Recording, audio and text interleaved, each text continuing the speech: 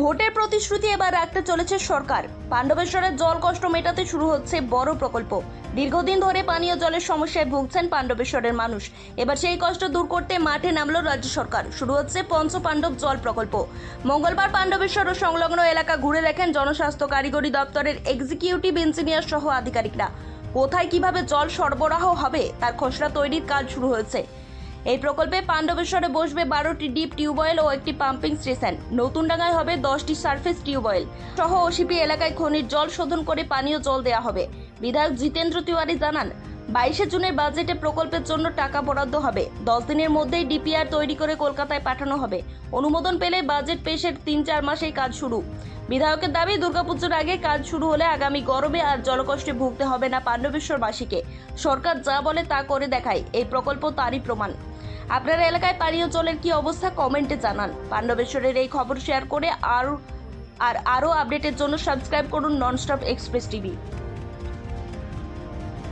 আপনারা জানেন যে নির্বাচনের আগে আমরা বলেছিলাম যে পাণ্ডবেশ্বরের পঞ্চপাণ্ডব জল প্রকল্পের মাধ্যমে পাণ্ডবেশ্বরের মানুষ যাতে পানীয় জল পায় তার ব্যবস্থা করা হবে। আমরা মাননীয় মুখ্যমন্ত্রীর কাছে কৃতজ্ঞ যে মুখ্যমন্ত্রী হিসেবে শপথ নেওয়ার 1 মাসও হয়নি, তার আগেই ঠিক আপনারা জানেন যে জুন মাসেই আমাদের বাজেট প্লেস হতে চলেছে। 18 তারিখ থেকে বাজেট সেশন স্টার্ট হবে, 22 তারিখ উনি বাজেট প্লেস করবেন। তার আগে বাজেটারি অ্যালোকেশনে যাতে পঞ্চপাণ্ডব জল প্রকল্পের জন্য অর্থ বরাদ্দ করা যায় তার জন্য পিএইচই ডিপার্টমেন্টের এক্সিকিউটিভ ইঞ্জিনিয়ার ও অন্যান্য আধিকারিকরা তারা এসছেন আজকে।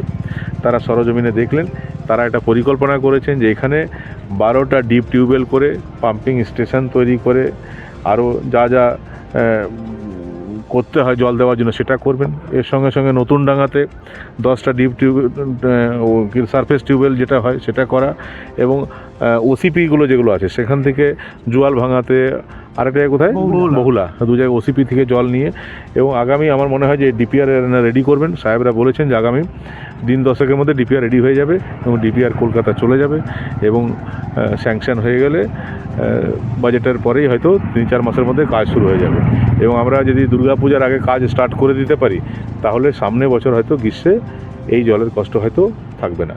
তো ভারতীয় জনতা পার্টি সরকার যেটা বলে সেটা করে। পঞ্চপাণ্ডব জল প্রকল্প হবে বলেছিলাম আমরা, তখন অনেকে ব্যঙ্গ করেছিলেন, কিন্তু আজ ডিপার্টমেন্ট যেভাবে নেমেছে আপনারা বুঝতে পারছেন যে পাণ্ডবেশ্বরের মানুষের জলের কষ্ট কত সিরিয়াসলি নিয়েছেন মাননীয় মুখ্যমন্ত্রী এবং তার দপ্তরকে তিনি পাঠিয়েছেন এবং সর্বোচ্চ লেভেলে যারা আছেন আসানসোলে তারা এসছেন এবং তারা আজ থেকে এই জলের সমস্যা যাতে সমাধান করা যায় তার জন্য পরিকল্পনা কাজ আরম্ভ করলেন।